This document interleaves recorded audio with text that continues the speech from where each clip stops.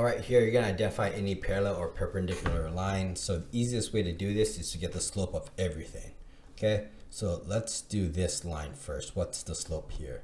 So this is 1, 2, 3, 1, 2, 3. So the slope here is -3/3, which just simplifies to just -1.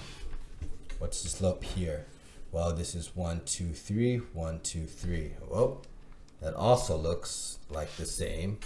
M is equal to -3/3, which simplifies to just -1. Let's take a look at these ones. Okay, this looks like it's going 1, 2, 3, 4, 5, 6. 1, 2, 3, 4, 5, 6, 7. So this, the slope here, is 1, 2, 3, 4, 5, 6. So 6, 1, 2, 3, 4, 5, 6, 7 over 7. So these two are parallel. So we can say line AB is parallel to line WV. And nothing is perpendicular here. All right, so let's take a look at this. Okay, let's do the first one. Let's see, 1, 2, 1, 2, 3, 4, 5. So here the slope is -2/5. Let's do this one. 1, 2, 1, 2, 3, 4, 5, 6.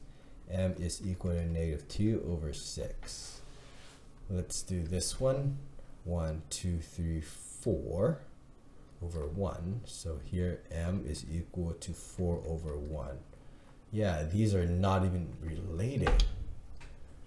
1, 2, 1, 2, 3, 4, 5. 1, 2, 5. Okay, and the other one is 1, 2, 1, 2, 3, 4, 5, 6. Yeah.